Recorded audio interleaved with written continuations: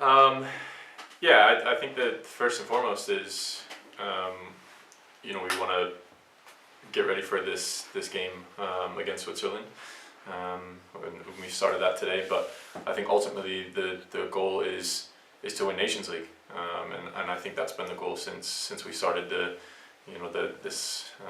Nations League tournament, if you want to call it that, and that's what we have a focus on, and where we want to be, come June 6th. Thanks, Tim. We will start with Ryan Talmadge from Goal.com. Thanks, Michael. And hey, Tim, obviously this season on the club level hasn't been the easiest for you, but it seems like, these last few weeks, obviously they have to have been special, getting back out there, returning to the lineup, wearing the captain's armband, getting to play in front of your home fans. As a player and also, just as a person, how nice was it to kind of get back going with that? And then kind of following up off that, Scott Parker said that he sees your future with Fulham. What do you kind of expect from the future as you kind of end this season and start looking forward towards the next one? Yeah, I don't think it's unfair to say that I was very disappointed in the amount of minutes and the amount of games that I played. But like you said, walking out at Old Trafford, being the captain and able to walk away with a 1-1 draw. It's been a good couple weeks. I'm always one that I put myself in a position, and I work hard every day to make sure that I'm in the right frame of mind and the right shape to step in when needed and when called upon, and when given an opportunity, I want to perform at my best. And I think the last couple weeks is almost it was a proving ground for myself to show that I can still play at at a very high level, and continue to warrant given opportunities. And like you said, the last 2 weeks were obviously being able to play in front of our fans against Newcastle was was fantastic. It was great to see people out in the stadium and chanting, and even hearing a few boos. But it's nice. It's the passion is slowly coming back into the seats, and as players that pushes us on. In terms of my future, it wasn't reported, but I signed a contract extension last summer after promotion. So I'm contracted, and I'm happy to stay at Fulham and play my part. And I've had conversations with Scott and the backroom staff, and they want me there, and I want to be there. I want to play a part and push the team, and play as many games as possible to try to earn promotion again.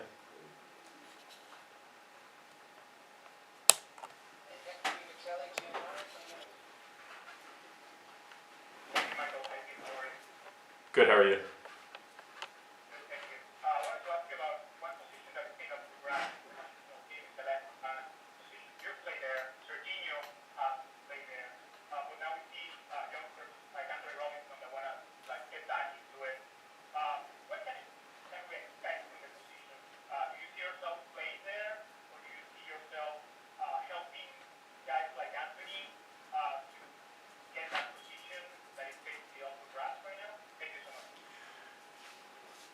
Yeah, that's a good question.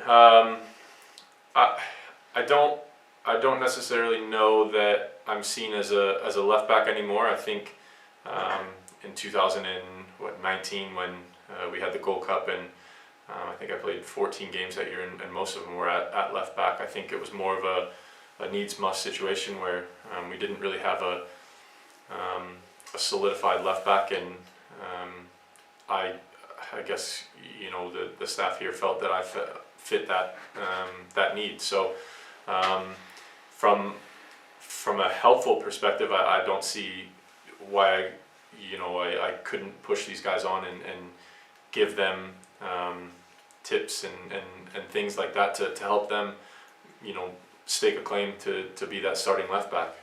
I've obviously been working with Anthony all season, with us being together at Fulham. So it's just communication and helping those guys out, and pushing them to be the best possible, players that they can be, and hopefully one of him or Serginho can stake a claim for the starting spot and then continue to push each other.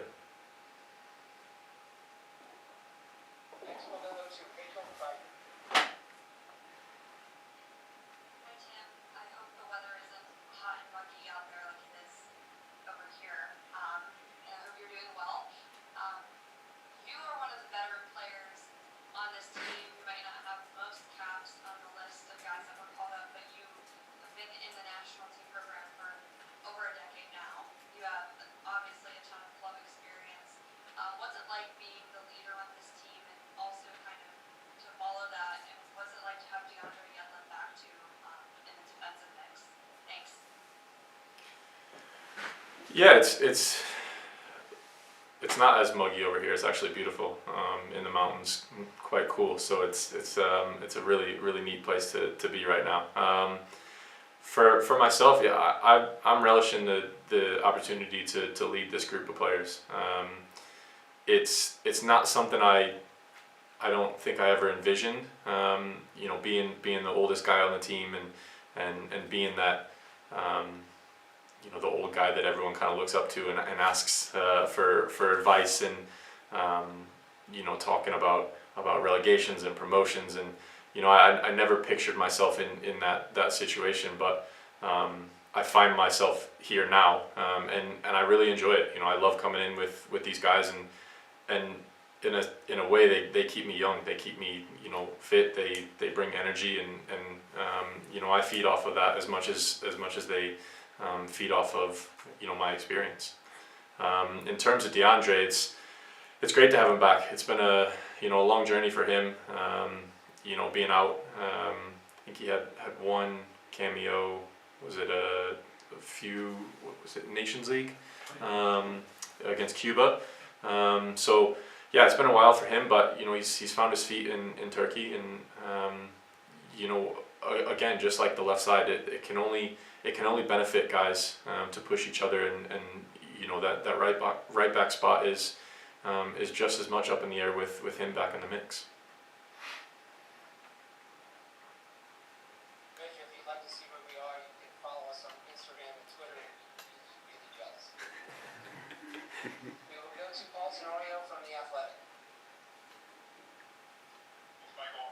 So this kind of piggybacks on that question about kind of being the older guy. There was a shot of you talking to Greg during the game after a goal in the last camp, and I wonder, Greg was somebody who kind of started thinking about coaching while he was still a player. He was a player coach actually with the Galaxy this last year. When you think about your future, do you think about coaching as being the old guy in the camp, the older guy in the camp? Kind of made you think about that, and kind of piggybacking on that, we're only a couple of years away from an MLS team in St. Louis. Have you thought about potentially coming back and finishing with your career in St. Louis? Thanks.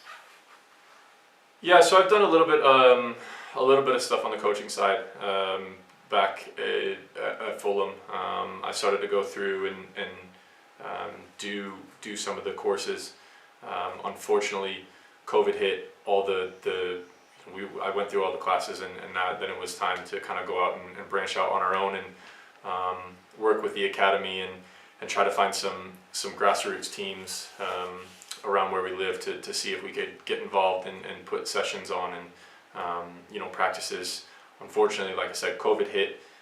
They shut down all the youth programs, all the academies. So I've not been able to put together and put in place practice sessions, so to speak. But yeah, it's definitely something that I've thought about, and something I've started to kind of add to my repertoire of things that I'm interested in.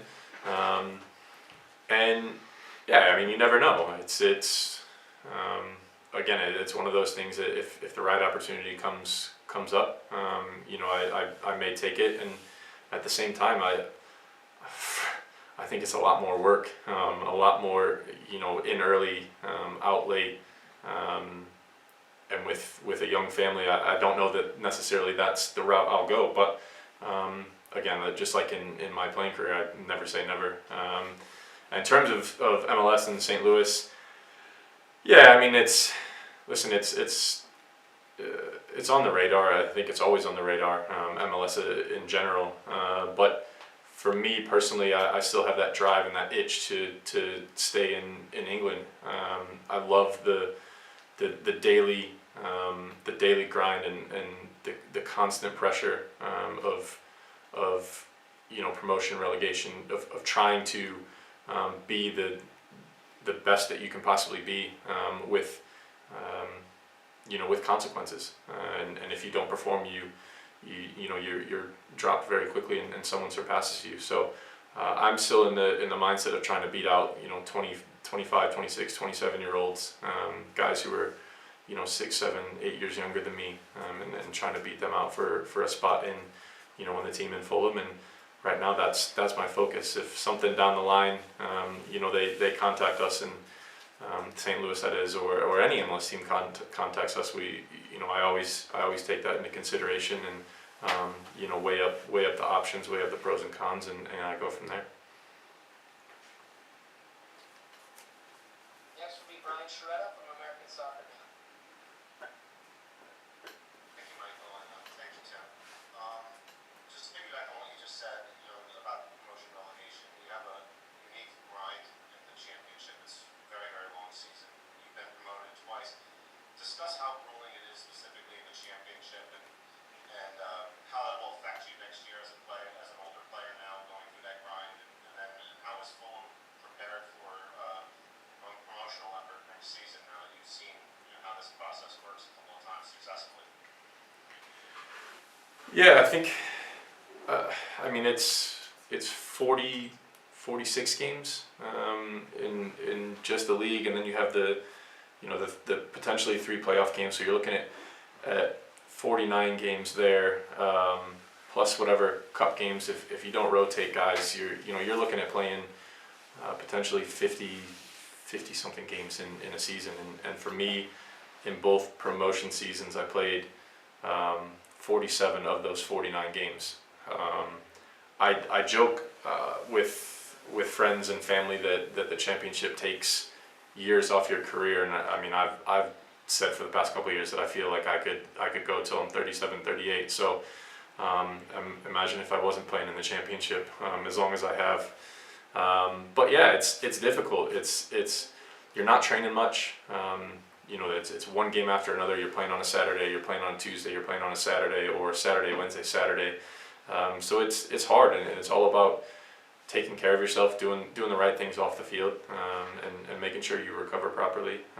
And if you do that, and you have a little bit of luck on the way, injury-wise, you put yourself in a good place to be a big part of a promotion-winning team. In terms of our squad, it'll be interesting. We have a lot of guys coming back from loans who were in that promotion-winning squad. Some who may not want to stick around, some who may want to give it another try. So we'll see. It's a lot of it's up in the air right now. There's still meetings going on with the backroom staff and the owners. So listen, we're gonna push for promotion as every team says and tries to do. But I think we're very well set up to give it another go and try for a third one. Next will be Jonathan Tannenwald from the Philly Inquirer. Thank you, Michael. I just have an answer to the question. One of the things that's been discussed is going to Denver specifically, playing at altitude. And I know that you played in this second before against Mexico. And I wonder what you tell some of the young guys about a quick trip into altitude, going there quickly, adjusting your body quickly, only a couple days after the accident. Yeah, I think so. Right now we're obviously in Switzerland, and we've kind of made an adjustment, and we're training up in the mountains.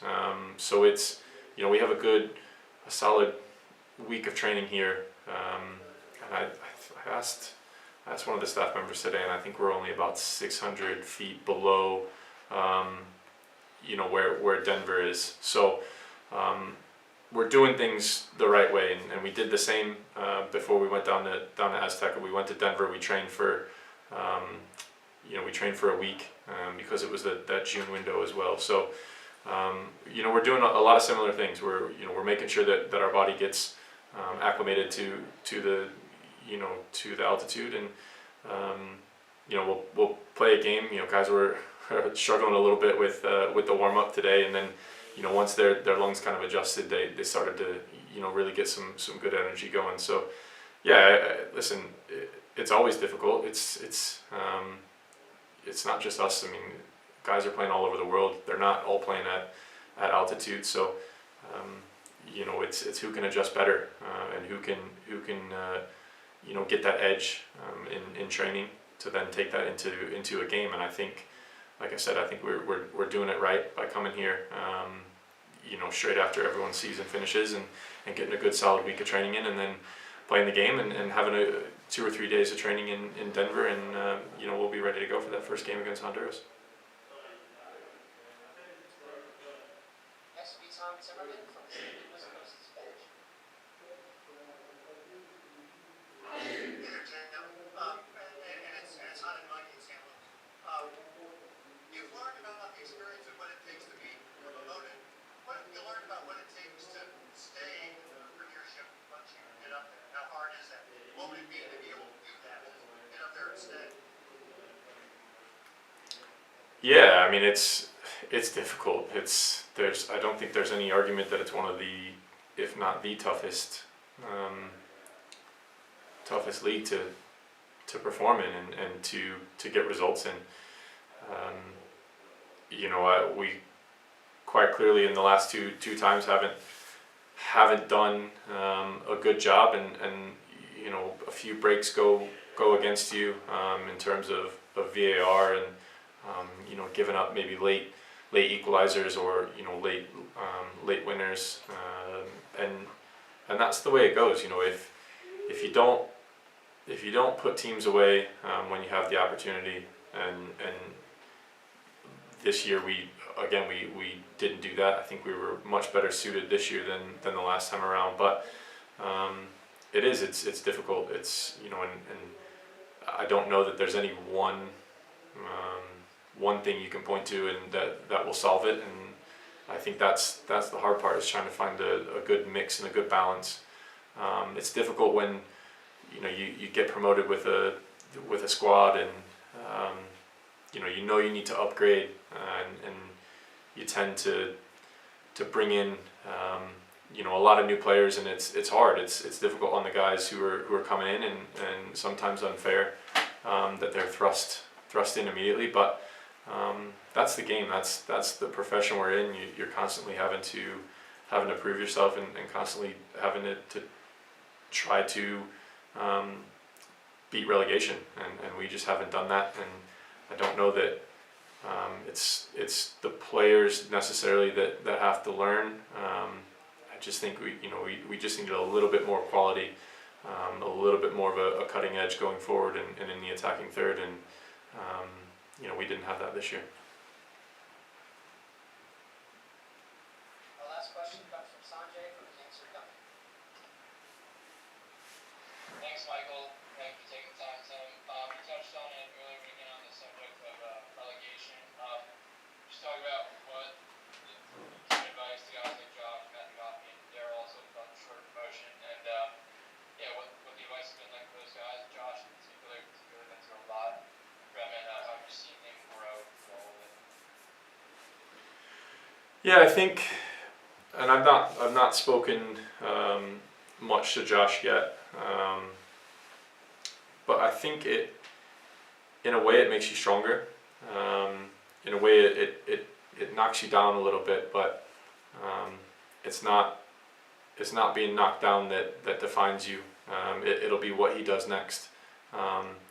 Does he stay and battle it out and try to earn promotion with that team, or does he make a move to a little bit more of an established mid-table team, and start all over again and work his way into the starting lineup and get games that way. There's no right or wrong answer, and I think I'm proof of that. You know, you can stay, and as long as you have a solid team around you, bounce right back. And there are guys who have been relegated, went to another mid-table Premier League team, and they're now solid starters. So there's I think the best advice is that it doesn't define you as a player, and you can't let it affect you negatively. You have to look at it as a learning experience, as a growth experience, and learn what you can do potentially to stave off relegation the next time around. But yeah, as long as he stands back up, gets back up, he's got a bright future. There's no doubt. 21 years old, been over here since he was 18. So he's got his head on right, and I think he knows that he's gonna do big things, and it's just a matter of growing and learning from the relegation experience and moving on.